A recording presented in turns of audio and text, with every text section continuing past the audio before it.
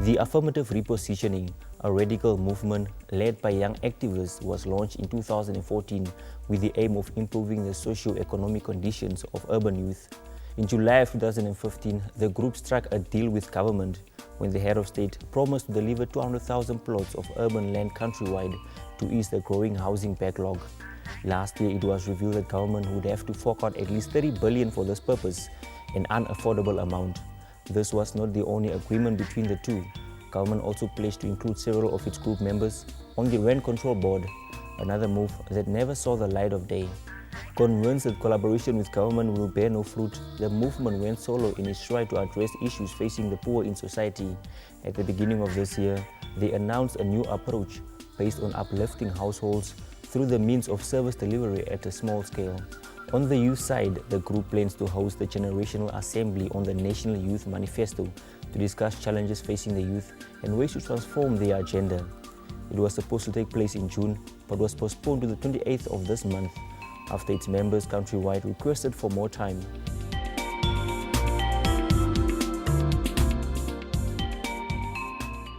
For more on this, I'm joined by Dimbulukweni Noyoma, co-founder of the movement. Dimbulukweni, welcome to the program. No, thank you very much, Joseph. The Generational Assembly on the Youth Manifesto.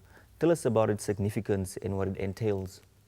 Well, the Generational Assembly is actually a gathering of young people of the Republic of Namibia from all 121 constituencies to come and discuss their future on where do we want to see the future of this country and where do we want to see ourselves within that future of that country, of this country. We are going to have three significant pillars that we are going to look at. One is political transformation, because we believe the political will holds the power for any economy to propel. And that is why the second pillar becomes economic transformation.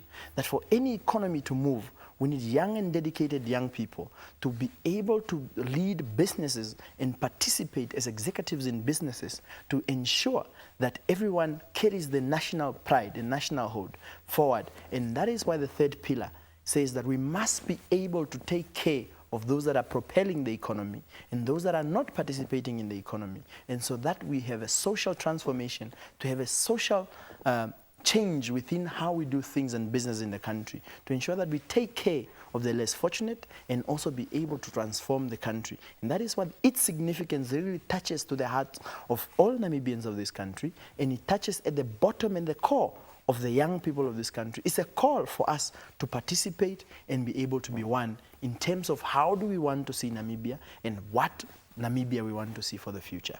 Let's look at the first 3 points in the manifesto. They talk about qualifications for parliamentarians as well as cabinet members, as well as the age limit for president. But how does this relate to the youth? That's a very good question. You see, the 3 pillars or 3 pointers you're talking about, those are draft resolutions that we are looking into persuading young people to agree to. And then they are not really final per se. And they fall under political transformation. Now, political transformation, in my view, and in our view, and the way we see it, is that it is the key pillar in any driving force to rule or run any economy. So it's politicians who make decisions on our behalf. They decide when and where we must go and how we must get there. We can wake up in the morning tomorrow and realize that the bread is now costed $20 because of a political announcement or a political decision. Now, members of parliament deal with critical issues and policies of the country. They pass laws that govern this country. So they are then saying, as young people of this country, it's just and fair that there should be at least a minimal age, not really age, a minimal qualification aligned to these guys who are going to make laws or are making laws of this country. You find members of parliament that have been sitting for close to 3 years now, and none of them have just even stood up and say, on that point, Honorable Speaker, I agree. So is it, you begin to understand and ask, is it a matter of comprehension, or is it that they generally just don't understand what is happening? You give them a bill to read, for example, and make a contribution. You find people talking about irrelevant things as opposed to what should be dealt with.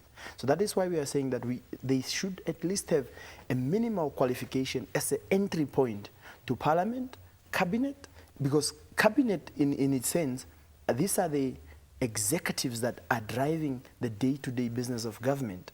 Now, when you have a minister that is unable to articulate, for example, or you have a deputy minister that is unable to articulate himself at a public platform, or even speak on policy, I don't want to single out people, but we can go out there and have a single test and say, Minister in so-so, what does your act tell you to do, or what is the mandate that you're ought to do? And you begin to see that some of them really do not comprehend what they're supposed to do.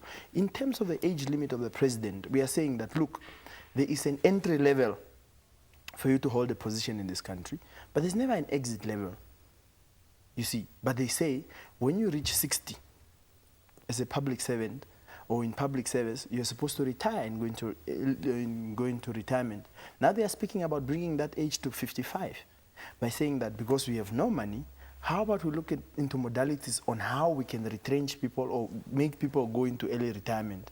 But politicians begin their careers at 60. So who takes cognizance in that and say, look,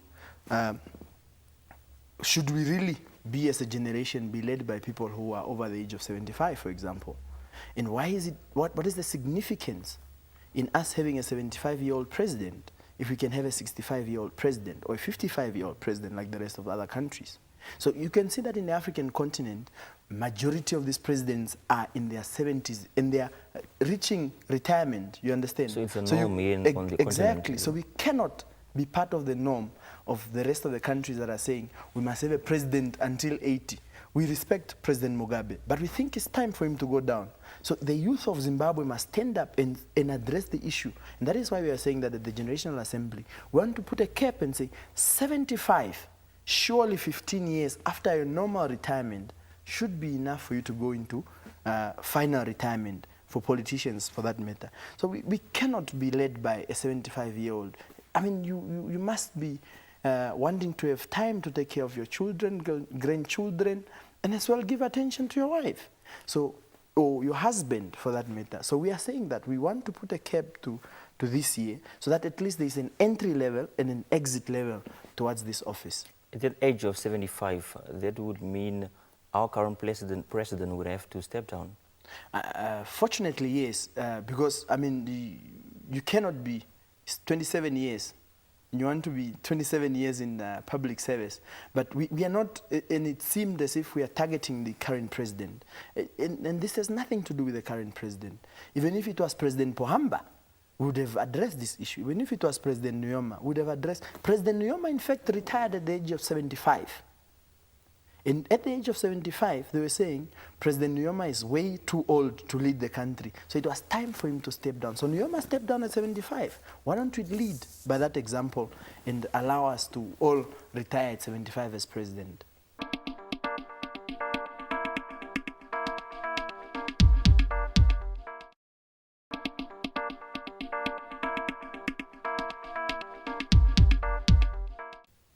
Currently, the youth unemployment rate stands at 39%, and many of them are graduates. Why is this issue not included on the agenda as well? Well, in fact, the Generational Assembly, the youth unemployment is at the center stage of it. And that is why we are saying, that's why we are calling it the Generational Assembly. It's a Generational Assembly simply because it's an assembly led by people finding themselves in a specific age limit. And that is why they must push for that age limit to ensure that there's prosperity after that. And that is why we are tackling with the youth unemployment, for example, under the pillar of economic transformation. What we are trying to persuade the young people in this country is to say that, look, under economic transformation, this is a pillar that we need to go back and sit down in the corner and say, look, guys, we have no sovereign wealth fund in this country. So we're talking about a future generational fund that multinational companies that make millions out of this economy could plow back and put money, save it up forward for the future use of this country so that we are able to make money and be able to use this money to propel the economy. Now, when, for example, the SME bank now that is going to close, now what happens to these 200 young people that were employed by the SME bank? They are going back to the streets. But you would need them to go back, and these were economic active participants. Now, you would need people of that caliber to go back and reinvest this skill within the market. So when we come to unemployment, that is where we are tackling it, and we're saying that, look, we need to discuss avenues on how to empower young people to become entrepreneurs. We need to create a platform where we're speaking about 121 youth complexes, for example, where you find a football field. It must have a hall for young people to have meetings. It must also cater for a small market where young people could showcase their talent in terms of the products that they produce, and we come and buy. It's unfortunate that you can drive from Mururani to Rundu. You'd find the art that the young people of the Kavango region have been producing over the years. But it ends as such. That's where you find them. Or else if you find that it has migrated, you find them either here in town or you find them in Okahanja. But we want to create a center where young people can bring their products and the rest of the people could come and buy from them. That is why we are saying that tourism is a third pillar in terms of the contributor in GDP and all, as well as to our national budget. But where do we attract these people to go and buy? So we need to create these centers, and that is why we are saying youth unemployment, we are tackling it under economic transformation as well as social transformation. So what you're saying is that the youth are not getting enough support in terms of empowerment? Absolutely. You can find so many programs in this country that are being targeted and perceived for young people, but you begin to see that the end beneficiaries are not young people. For example, when you find youth organizations speaking about youth matters. Now, the youth matters being spoken about by these youth organizations do not include young people at the decision-making body. That is why we are saying we could sit in a corner and say, this is the program we have for young people. But we are saying as the Affirmative Repositioning movement, we are saying that, look, we do not want to take credit of what is going to be discussed. We have invited all young, or all youth groups or youth organizations in the country, and we are saying, all of us, let's get together at IUM on the 29th and the 30th of July to discuss what? Discuss our future. And we say, what is it that we want to achieve as young people of this country? What is it that we need to do? If it's the question of unemployment, how do we materialize and how do we make sure that it comes to reality to have 121 youth complexes around this country?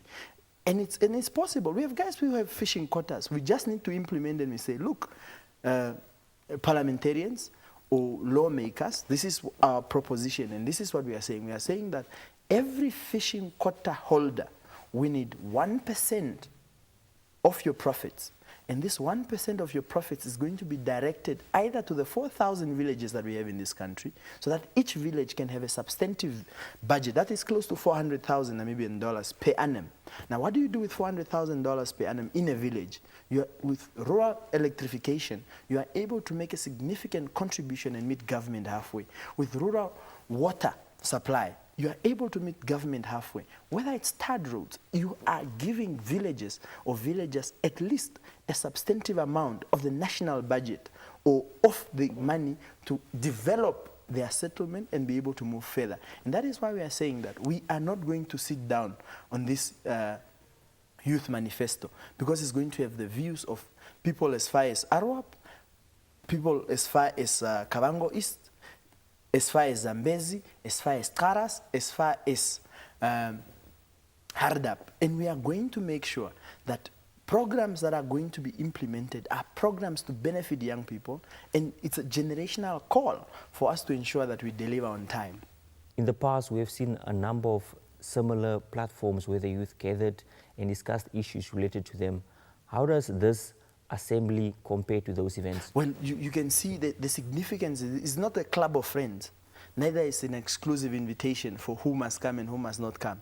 In fact, what we are advocating for is that people must, in fact, come and speak in their native or vernaculars, because it's the only way that we can get the message across. Now, when you come to Windhoek, for example, you find us wanting to speak in English while we are both Oshuambo speaking. But there is a terminology that we may not be able to speak in English, and we find a so-called like word that we must use, and unfortunately may not mean the same way that you want to transmit this message.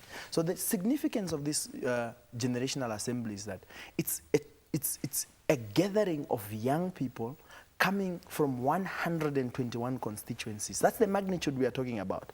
121 constituencies coming to craft their future and not our future. So whatever is decided at the Generational Assembly will hold, each participant will be held responsible and will be an ambassador to convince the next person who was not at the generational assembly. Unfortunately, and this is where we are going to do, and that is why there will be a petition that must be signed, or a memorandum or an agreement per se that must be signed by over 100,000 Namibians that say we agree with the principles of the Generational Assembly, we agree with the draft or with the resolutions taken at the Generational Assembly, and that is why we are going to make sure that there is a committee that is going to be elected after the Generational Assembly to do what? To monitor, evaluate, and be able to report back to the next assembly to say, over the past 5 years, over the past 10 years, over the past 6 months, over the past 3 months, this is how far we have gotten. This is how far we have came, and this is what we have achieved, and this is where we have failed, and this is where we can work back. We are trying to craft a 10-year program for the youth of this country. So each participant that comes and say, I participated at the age of 25 or 24, by the time that they are 34 and 35, they must be able to report back to their children or brothers and sisters, onto the Namibian nation to say, this is what I have achieved and this is my participation. What about the programs and the manifestos that are already in place? We need a consolidated agenda. Look, to be frank with you, that the youth agenda currently in this country, it's in ICU. It was involved in a horrific car accident. Because that is why you'll find a specific young group there, a youth group here, youth group there. There is no consolidation. Some of them may speak the same language, some of them may not. Some of them may fight against each other because they are being pursued to be better than others. So you would like to salvage the youth from what? So what we are trying to do is that we are trying to consolidate the youth movements and say, look, we are young people and we are Namibians before anything else. And our future is at stake. Now, whether we like it or not, the newspapers report today that, look, the economy is about to have a heart attack. So when the economy has a heart attack, where will we find ourselves as young people of this country? Do we find ourselves in the corners fighting against each other? Or do we team up and say, look, the country must be number one, and this is the agenda that we must strive for to build Namibia. So we are trying to bring young people to the fore and say, enough is enough by having political rhetorics of saying, we want a quota system in a political party, for example, or in government system, when you can actually go and physically fight for that quota and ensure that you end that quota. So that is why we are saying even in political parties, they must be prepared. Because youth movements or youth leaders from their political parties are attending. And they are coming to address this political transformation. And that is why we are saying that under political transformation, we are very serious. Because we want a generational crop to take over leadership in political parties, to shape the country.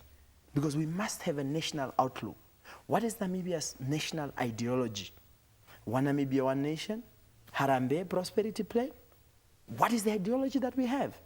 Unfortunately, we are left with no ideology to follow. But that is why we are saying, let us come together and discuss Namibia as young people and say, I will be there 20 years from now.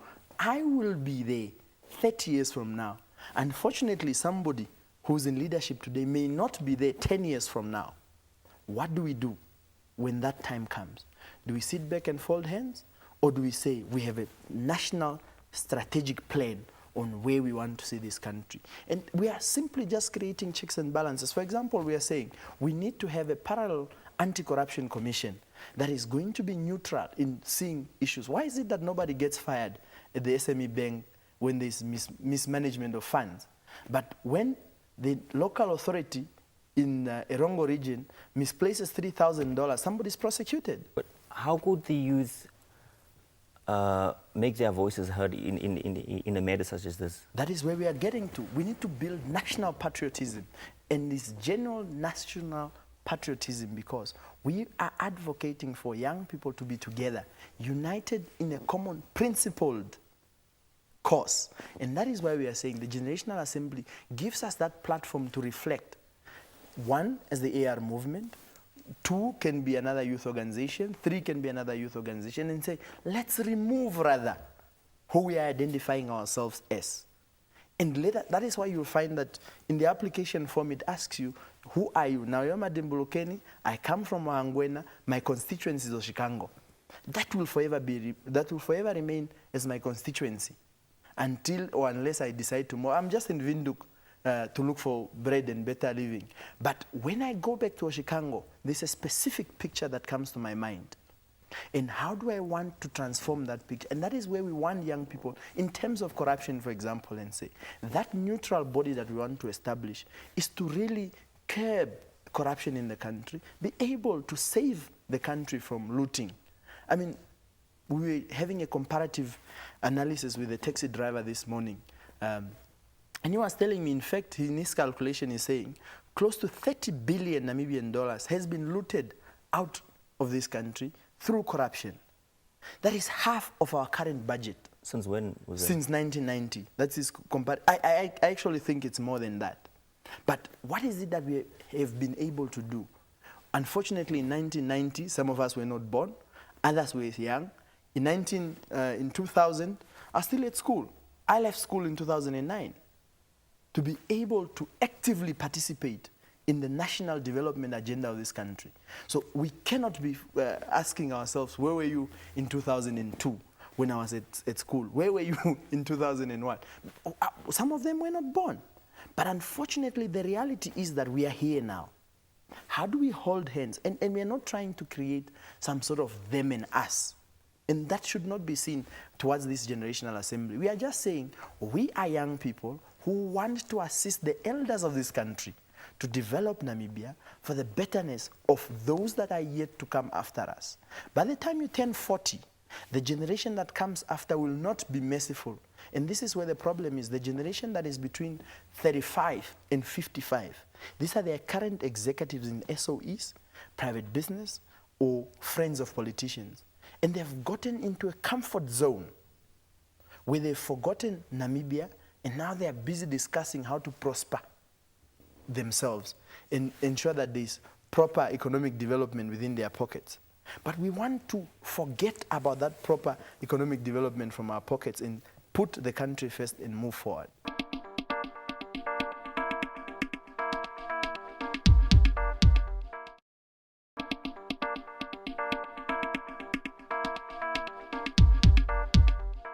Moving on to the 200,000 plots promised by government.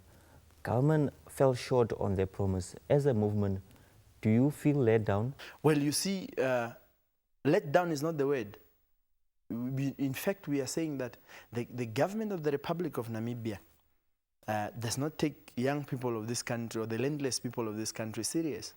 We engaged on a very good program that we have agreed with the President of the Republic of Namibia on the 24th of July 2015. But it's going to cost 30 billion and government does not have now, such an amount. In fact, what we have done, and we have done calculations, and it's close to 15 billion that this entire project was supposed to cost. Not 30. Not 30, it's 15 billion. And it was in fact going to be scaled down, because on top of the 15 billion, that's when you give a contractor that gives you an X amount and you're not dictating the price. And this is what we're saying. In fact, in one of those meetings, we had a clear program and a clear project, and that is why on the 20th of May, 2016, we have given them what we call a draft implementation plan on how to go about the implementation of these 200,000 plots. It was shot down, unfortunately, because we don't work for government, and another one was created. But our point or central point or point of departure is that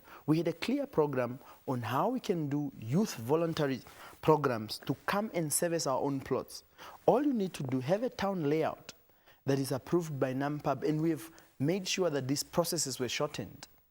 And the latest information I have now, which is actually funny, is that there is no meeting that took place since the Affirmative Repositioning movement resigned from that committee. And we've resigned for those specific reasons when we are saying we do not believe in the leadership of that committee, because we have tried to advise. And they've shut us down as if we're a pain in their back. So when somebody does not want to listen to you, you become frustrated. And it doesn't take the process anyway. So that is why we've resigned from that committee. And we are saying that government is not taking the people serious. And if they think that it's us who are instigating people, and you can see the repercussions after we've withdrawn from that. And that is why we are saying that, in fact, we think that government does not take people seriously, and land occupation still remains a factor. It's a last resort, but we are not giving up. That is why you see there are other programs that we are trying to mitigate. Even through the Generational Assembly, you begin to see that there are factors that we are putting in to say, we have not forgotten, because people are saying we have forgotten about the landless people. No, no, no.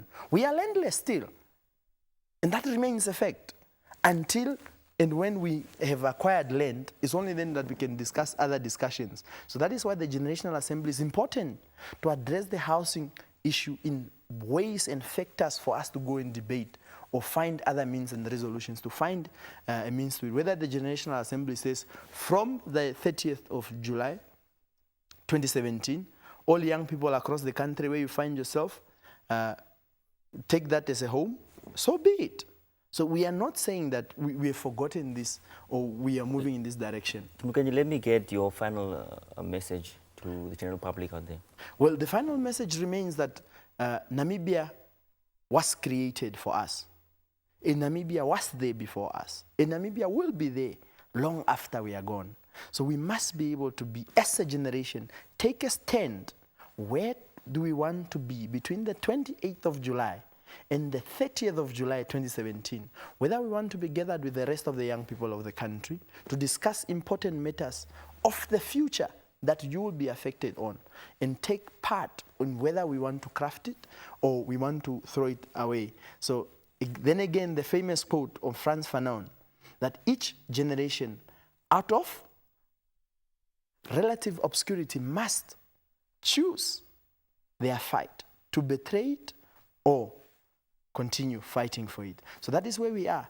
And unfortunately, we find ourselves here now, and we cannot want to think about the past, but we must think about the tomorrow in advancing a betterment of Namibia. We may be seen as rebels in the eyes of others, but at the heart and the core, we know that our principles lie with the flag of Namibia, and we want to ensure that Namibia becomes prosperous.